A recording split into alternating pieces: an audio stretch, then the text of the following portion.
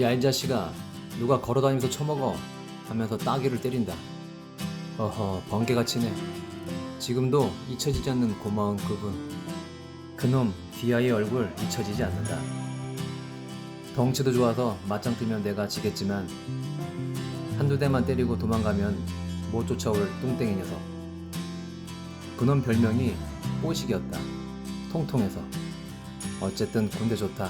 막 때려도 되고 배도 고픈데 따기까지 맞고 최소한 배는 불러야 억울하지 않다.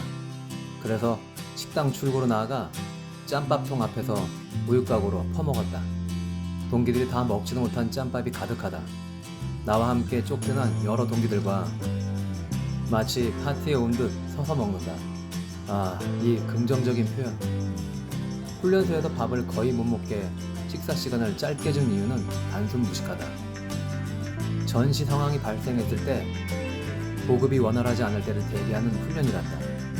어떤 돌대가리 장교님께서 구상한 것인지 야 임마 그땐 굶지 말라고 해도 굶을 수 있어. 앞서 이야기했던 기압, 원산폭격. 이 원산폭격을 통해 육체의 강인함을 알게 되었다.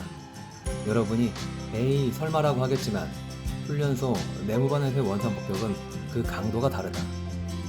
해군 특공대, 우리 동네 특공대라고 부르는 UDT 또는 SSV에 지원할 마음마저 들게 한다. 3층 침대를 이용해서 머리를 내무대 바닥에 박고 발은 3층 침대로 올린다. 못 믿겠죠? 이거 사실입니다. 내무대가 소란스러 오면 심심한 DI가 와서 대가리 박아! 다리는 침대에 걸친다! 이렇게 시킵니다.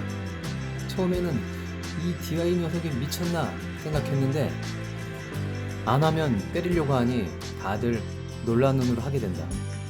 와, 정말 요즘 아이들 말처럼 뒤질 것 같다. 연어가 거꾸로 강을 헤엄친 내 머릿속의 피가 역류한다. 얼굴이 빨개짐을 느낀다.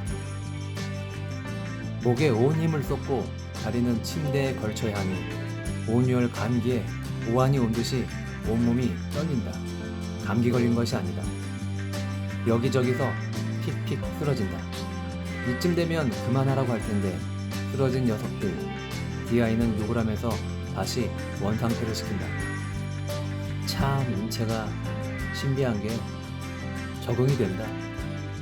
이 짓도 몇 번 하다 보니 요령이 생기고 균형을 잡으면 참선하듯이 고요해진다.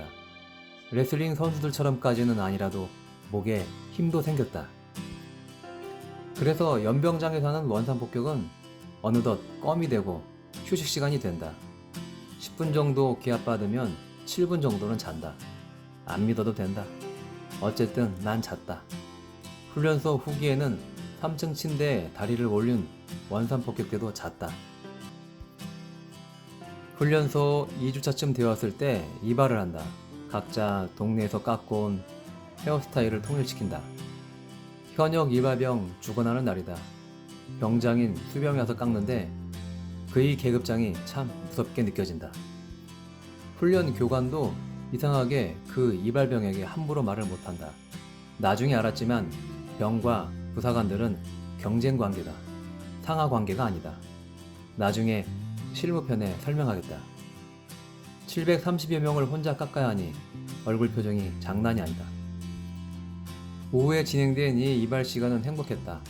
앉아서 꾸벅꾸벅 졸 수 있어서 너무 좋았다. 헤어스타일은 단순했다. 해병대처럼 맨 위 머리만 남겨두고 완전 벌초하는 거다. 못생긴 얼굴이 슈퍼 못난이로 바뀐다. 2주에 한 번씩 이렇게 머리를 민다. 머리통을 3등분해서 두 번째 이발할 때는 중간 머리를 조금 길게, 맨 아래는 빡빡.